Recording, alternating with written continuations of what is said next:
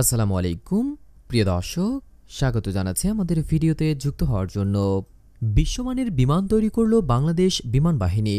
কারো কাছে এটি গ্রুপ জি 120 টিপি, আবার কারো কাছে গ্রুপ জি 115 বিডি, আর অন্যদিকে BVT-2 সগৌরবে উড়ছে বাংলাদেশের আকাশে। বাংলাদেশের এভিয়েশন সেক্টরে একটি বৈপ্লবিক আবির্ভাব মেড ইন বাংলাদেশ ট্যাগধারী বেসিক ট্রেনিং এয়ারক্রাফট। উল্লেখ্য যে এই বিমানের কোনো অ্যাটাক ক্যাপাবিলিটি নেই। বাংলাদেশ বিমান বাহিনীর বঙ্গবন্ধু ট্রেনার 2 দেশে নির্মিত দ্বিতীয় প্রোটোটাইপ। বিমান বাহিনীর পরিচালিত বঙ্গবন্ধু অ্যারোনটিক্যাল সেন্টার BAC এর তৈরি টার্বোপ্রপ চালিত বিমানটি নবীন পাইলটদের বেসিক প্রশিক্ষণ প্রদানের লক্ষ্যে নির্মাণ করা হয়েছে।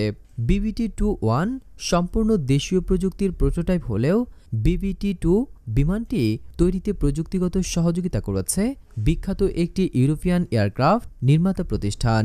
এই ব্যাপারে গত বছর লাইভ টক শোতে বিমান বাহিনীর একজন সিনিয়র কর্মকর্তা ইঙ্গিত দিয়েছিলেন।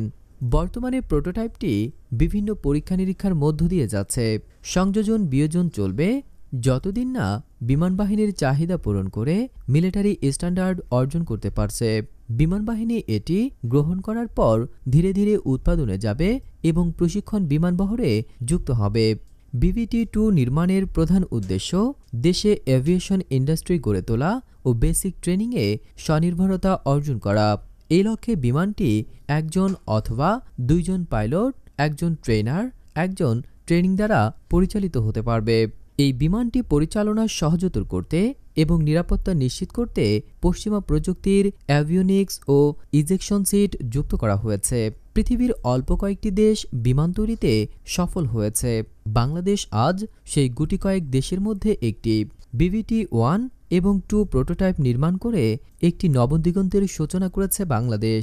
দেশে বিশেষায়িত এভিয়েশন ও অ্যারোস্পেস বিশ্ববিদ্যালয় স্থাপন, অ্যারোনটিক্যাল সেন্টার নির্মাণ ছিল সরকারের যুগান্তকারী সিদ্ধান্ত। ধীরে ধীরে বাংলাদেশের এভিয়েশন শিল্প বিকশিত হবে।